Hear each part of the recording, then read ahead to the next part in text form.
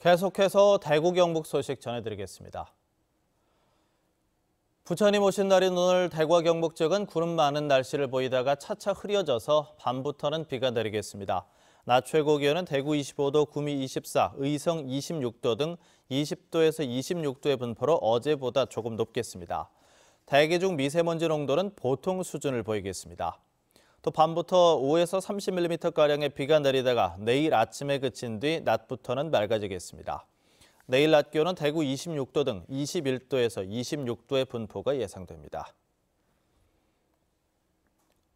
최근 원전의 가동률이 떨어지고 한전과 한수원의 수익성이 악화된 것을 두고 일부 언론이 정부의 탈원전 정책 때문이라면서 트집을 잡고 있습니다. 특히 원자력안전위원회가 의도적으로 원전을 정지시킨다는 근거 없는 주장까지 나오자 원자력위원회가 이는 전혀 사실무근이라며 발끈하고 나섰습니다. 장성훈 기자입니다.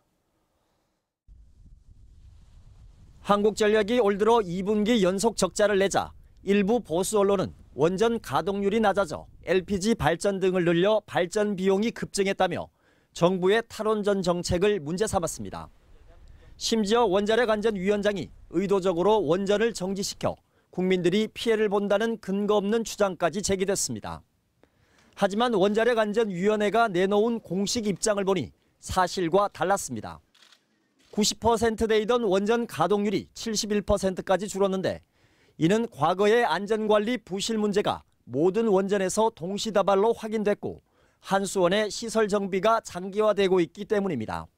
특히 2016년 원자로 경납 건물 내부 철판에서 치명적인 부식 문제가 모든 원전에서 확인됐고 장기간의 정비가 필요했습니다. 실제 원자로 평균 정비 일수를 보면 과거 100일을 밑돌던 것이 철판 부식 문제로 2배 이상 늘었습니다. 2016년부터 발견된 경납 건물 내부 철판 부식이나 콘크리트 공급 등의 문제를 해결하기 위해서 기존 대비 장기간의 정비가 필요했던 것이고 더구나 한수원이 지금껏 90%대의 높은 원자로 가동률을 유지해온 것은 상대적으로 정비와 안전을 그만큼 소홀히 해왔다는 증거라고 환경단체는 주장합니다. 언론에서 너무 이제 핵산업계의 이익의 관점에서 보도를 하고 있는데 그것이 아니라 국민의 안전의 관점에서 보도를 한다라면은 가동률이 중요한 게 아니라 얼만큼 정비를 잘 하는가, 고장 났을 때 그때 멈추고 안전 진단을. 원자력안전위원회는 원전 경납 건물의 내부 철판 정비는 현재 마무리 단계로 앞으로 추가적인 문제만 발생하지 않으면 원전 가동률이 조만간 평년 수준을 회복할 것으로 예상했습니다. MBC 뉴스 장성훈입니다. 우리나라 현대미술을 대표하는 김환기 화백 기획전시회가 오늘부터 대구미술관에서 열립니다. 추상미술의 선구자이자 한국미술의 국제화를 이끌어낸 귀한 작품들을 만날 수 있습니다. 이상환 기자입니다. 김환기 화백의 1970년작 어디서 무엇이 되어 다시 만나랴입니다. 뉴욕에서 활동하던 작가가 고향을 그리하면서 그린 점화 양식의 추상 회화 작품입니다. 제1회 한국미술대상전 대상을 수상한 이 작품은 우리나라 추상미술계에 큰 영향을 주었습니다. 어디서 우리가 무엇이 되어 다시 만나려는 굉장히 중요한 그 연작인데 그걸 보면은 그 다음에 한국 미술에서 이제 단색화가 막 이렇게 이해가 되죠.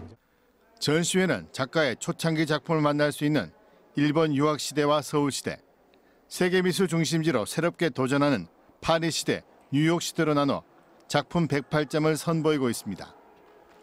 초기 구상 미술을 거쳐 점차 한국적인 정서를 다양한 추상적 표현으로 시도하며 한국 추상 미술을 선도한 작품들을 만나볼 수 있습니다. 우리가 얘기하는 추상화, 점화 이걸 그리면서 거기에서 어떤 고국에 대한 그리움 이런 걸 이렇게 점을 찍어가면서 그렸던 그림들이 상당히 좀 평가를 받고 있고요. 그분이 어쨌든 우리나라 추상 미술에서도 대표적인 작가로 이렇게 자리매김하고 있습니다. 작가의 열정적인 삶을 보다 생생하게 들여다볼 수 있는 사진, 도록, 영상 같은 다양한 자료를 볼 수 있는 아카이브 전시도 함께 열립니다. 김환기 기획 전시회는 오는 8월 19일까지 대구미술관에서 계속됩니다. MBC 뉴스 이상원입니다. 부처님 오신 날을 맞아 주요 사찰이 있는 팔공산과 비슬산을 다니는 노선버스가 증편 운행합니다. 대구시는 급행 1번 노선 전체 구간 가운데 지난해 승객이 몰렸던 동대구역에서 동화사 집단시설지구 구간에 시내버스 6대를 추가 투입해 운행합니다. 이외에도 팔공산과 비슬산을 운행하는 맞춤 노선에도 버스가 추가로 투입돼 부처님 오신 날 늘어나는 교통 수요에 대처하기로 했습니다. 더불어민주당은 대구 달서구청장 후보로 김태용 대구 달서구을 지역위원장을 공천했습니다. 이로써 민주당 대구 기초단체장 공천은 달성군을 제외한 7명으로 지방선거 사상 가장 많은 단체장 후보가 출마했습니다.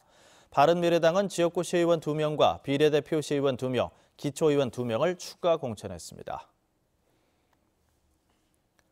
대구시와 경상북도가 미세먼지를 줄이는 방안을 머리를 맞댑니다. 대구시와 경북도는 대구 경북 상생 한뿌리위원회 정기총회에서 경산시와 칠곡군 등 대구 경계 지역을 오가는 차 배출가스를 점검하는 방안을 논의합니다.